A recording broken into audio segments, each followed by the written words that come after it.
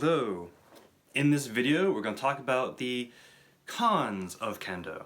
Now, in case you're watching this out of order, I did make a video on what I did like about Kendo, so probably watch that one first if you didn't, because I don't want to sound like, someone's just ranting to the void.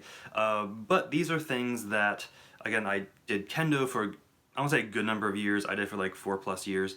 And these are just things that, more upon reflection after I left, again, I didn't leave because, again, anything with a sensei or anything like that. Again, awesome sensei, awesome school, everything was great. I just graduated from college, so I couldn't, right? But these are all things that upon reflection and, training with other martial arts, primarily Gumdo, things seem a little bit different. So let's take a look. So the first and one of two major critiques of it, I suppose, is actually a mirror image of another thing that I talked about in the previous video, where Kendo is really good at what it does, right? Where it's like this, dueling perspective, where you're honing perfection and all that, all that stuff, right? But from a actual combat perspective, like, so if we switched out the shinai for sharp swords, more likely than not, both of you would die, right? So the mentality of Kendo has, at least from, again, my perspective, has been like, again, like, let me, cut you beautifully. If I cut you more beautifully and I do it before, I get hit and I, initiate the action and the judges see that, I get the point, right? And ultimately, Kendo is a I'm going to get so much hate for this. Kendo is ultimately a point system, right? You do want to score more points than the other person, which is also true for other things, right? So, for example, HEMA still does the same thing, at least in terms of, tournaments and stuff like that, and Kendo is mostly about tournaments. Actually, I might rephrase that.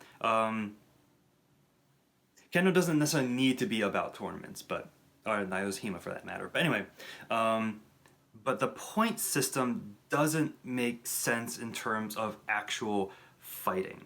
So for example, if I'm actually fighting you, okay, I instigate the attack, I have beautiful, center cut, I have fumakomi, I have zanshin follow through, I still get hit in the head, but I hit you first, and it's just gorgeous. I'm still dead, right? I still get hit in the head. I may have hit you in the head, so we're both dead, but like, so the way Kendo works as a competition does not translate very well in terms of actual fighting. Now, I'm going to retract part of that because the way you strike in Kendo can absolutely work in a fight. In fact, like, we take aspects of that, many times in both HEMA and to a lesser extent Gumdo. The actual strike itself, fine. Right, so it's like, it's a beautiful cut, you have a long forward momentum, if I make contact you're probably going down, wonderful. But the way it's judged and the way it's kind of structured almost encourages you to also get hit, which you don't want, right?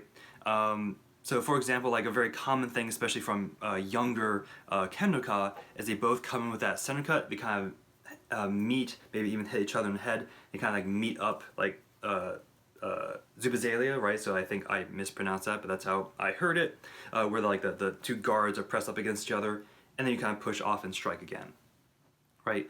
That still means you still hit each other in the head, met in the middle, and then hit again. That means you're getting hit in the head, right? So I don't want to rant too much about that, but at least in terms of like trying to preserve your life, it's not the best way. And as a side note of that, just because I can, just so you have like alternatives to this, right? Because Kendo is very, very, very specific in the way, the point system works. What I actually like from HEMA is like their idea of sparring makes more sense from an actual fighting perspective, at least in terms of like the point system, where you don't want to hit each other. That's called doubling. You just don't want both die. So the idea is for me to kill you, not get hit, but also kill you, not get hit, and do so beautifully. So like the hierarchy is different, right? So in Kendo it's beautiful cut, and then like, alright, so beautiful cut, probably try not to get hit, and then, all the other stuff. Versus in HEMA it's like, don't get hit, kill them, but also do it beautifully, right? In that kind of order.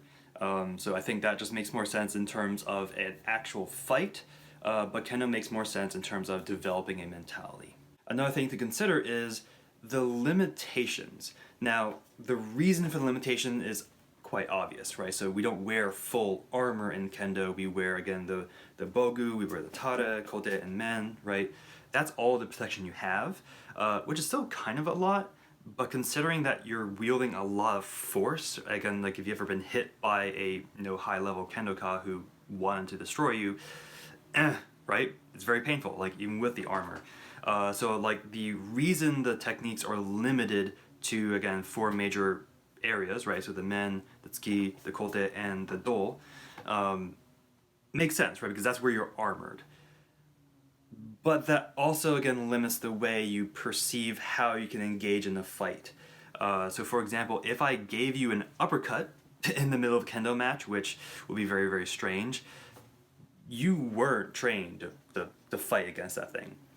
So because it's so hyper specialized, it kind of like shoots itself in the foot a little bit. So again, that means you're really good at those 4 things, but the minute you see something like out of the normal, which is true for most other martial arts as well, right? But the minute you kind of get outside that comfort zone, things kind of fall apart. So one reason I really do like Gumdo, for example, is there's a lot of range of different techniques, different ways of like interacting with like a center cut, for example. You can do like you can have a passive block, just have it out. You can be active about it and like deflect it down. You can move really around the opponent. I really enjoy that aspect. Versus Kendo is, although you do move around this way, once you start the attack, it's very a linear motion. Zanshin, right? So the follow through. Versus Gumdo is like, so long as I hit you and I don't get hit, I'm good. So like the techniques may not be as in Gumdo be as specific and perhaps as powerful, but there's a lot wider range. It also accompanies like it talks about a wider array of situations, as opposed to Kendo is a very much a one-on-one where both Kendoka fighting another Kendoka. That's the premise of it. And to reiterate, that's 100% okay if you're working on perfection, right? So this is something that I talked about in the previous video, is like it's easier to work on perfection because there's fewer individual target areas, right? So that's not true for like the number of techniques. There's probably tons of techniques I didn't learn as a mere Nikkyu, right?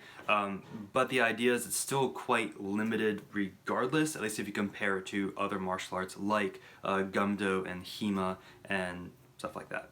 The next thing I'd like to talk about is the rigidity of the martial art. Again, this is going to be both from the actual art perspective as well as the culture perspective, because there's a very specific way you do pretty much everything.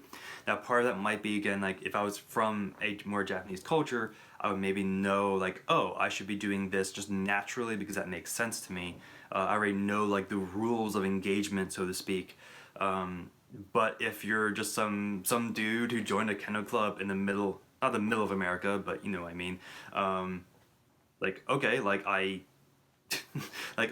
understand bowing in and going, like keeping to the back of the room, etc., etc. But then there are things that come in that like, okay, like I'm supposed to like not bow to you, but bow like 15 degrees, but bow 30 degrees to you. There's like a lot of rules associated with it that probably come more naturally to a native Japanese born or someone coming from a more Japanese perspective, but it's very rigid, and especially from an outsider's perspective, it can be almost suffocating, right? That can also be true of the actual fight itself, right? So because you have these very strict rules of engagement, right? So like there's you need, I forget all the points, I think. I don't know if I can rattle them off, but like you need that nice fumikomi, you need the follow through, you need to initiate, you need to call out the target area. There's a bunch of things that you need to think about as you're doing a single cut. And if you miss any one of those, you won't get the point, for example. And it's very, very rigid, which is good and bad. It's a really good thing to have like a strong foundation and like to have rules, because then you know that there is a proper way of doing it instead of like kind of always winging something. But it's also very limiting. It's not very flexible martial art in terms of again those aspects. But anyway, that's the idea. And on that note, just because this sort of happened, maybe accidentally, it's also very easy to accidentally insult people if you don't understand the rules of engagement. So, I mean, this will be a silly example, and then I can talk about other examples in a little bit. But for example, when I was doing a combination with a guest kendoka, right? Because I was relatively new, I was, a couple years in, like you're supposed to like acknowledge that you got hit like in that certain way, right? Because like it was a beautiful hit, blah blah blah. But I didn't know that. So like the person, like we kept engaging each other. They kept getting like these perfect hits, and I was like okay, like does someone call time? Like what happens? Like I don't know what happens because there's no judge, and it's kind of like just practice. And like the person was clearly getting annoyed, and it's like so after the fact, like when we were like changing all that kind of stuff, they're like, yeah, like just make sure you acknowledge when you get struck, and then we finish. And it's like, oh, if I had known that, I would have been like, yeah, the minute I got hit, I would have told you. But that also adds another perspective, especially for my personal experiences. Like because I was new and I was up against these higher ranks, I didn't know what counted as a wonderful cut, right? Because like, oh, I got hit in the head, that probably means they won. But then they'll give me like the little head shake. It's like, oh, okay, I'm gonna keep going because maybe they didn't do one of those things, but I'm not good enough to kind of perceive it. So that kind of thing gets very, very frustrating, especially from a younger or at least more novice practitioner, which I'm sure clears itself out with practice. But it's very easy to accidentally tread on toes and all that stuff. And the last thing I would like to talk about is a bit of a double-edged sword, and it's not something that I have personal experience with, but it is something that too many of my peers have had in their own kendo experiences. Again, I said double-edged, so let's talk about the good thing first, because good things. Kendo is a very hierarchical martial art, as is again Japanese culture, blah blah blah. So we have again the kohai, we have the senpai, and we have the sensei. Right, so kohai, we're the newer ones, right? We're the lower ranks, like we're just newer to the idea. We come in early, we kind of like clean the floor, make sure everything is spiffy enough for senpai and sensei. If there's enough of us, we kind of like man the doors, open the doors for senpai and sensei, bring in their equipment, kind of like make it just easier for them. And then that's kind of like just what the kohai do, right? So they're like, okay, like we're here to help facilitate just the ease of learning, just from a more like atmospheric environmental perspective.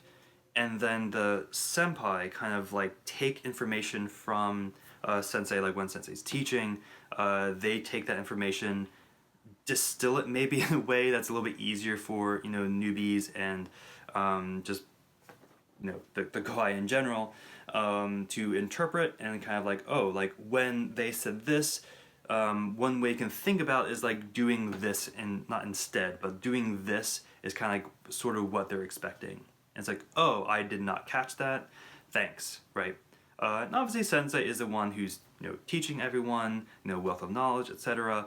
And their primary duty is to teach, spread knowledge, and again foster the community.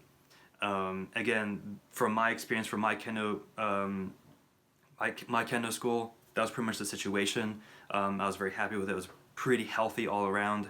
But as with like any hierarchy where there could be power abused, it can be abused. I'm not going to go into anything specific because it's not my place. It didn't happen to me specifically, but a bit too often the power is abused, whether it's something like petty, like, oh, like wash that part of the floor or whatever, right? Like a senpai or sensei saying that. Or somewhere going to like harassment, right? which happens and is never acceptable. So I'm just gonna kind of leave that the hierarchy of kendo is both good and bad, because if it works well, it's healthy and it like really fosters learning and just the whole school getting better. It just takes a few people to kind of mess up that whole hierarchy and potentially, bring down the whole school. Again, this isn't specific to kendo particularly, right? Because this also happens in other martial arts. Just from my perspective, again, a few of my friends had similar experiences in that vein, more so than they had in other martial arts. That could be just simple coincidence, or it might be just an aspect of a very, very high heart, like a very hierarchical centric martial art. But anyway, that's the idea, right? So I guess things kind of like take away from this video. So if you do have hierarchy, make sure it's healthy. Never try to abuse power. Always try to, bolster people up as opposed to put them down, or use your position for your own privilege, right? So always just be aware of where you are, how you can help, and if you are being manipulated. Like, I know that part can be very difficult. Like, if you're in the middle of that kind of situation, you may not know how to proceed. Yeah, right. But yeah, so those are mostly like the cons from my own perspective of kendo. Hopefully I didn't tread on toes that weren't meant to be tread upon. But yeah, but obviously, like, let me know what you think, because I know there's a lot of overlap of people who do kendo as well as like other martial arts, because kendo is a very big martial art. But yeah, so I guess with that, so make sure you keep training, stay safe, and stay humble, and don't manipulate your hierarchical position. Haidong.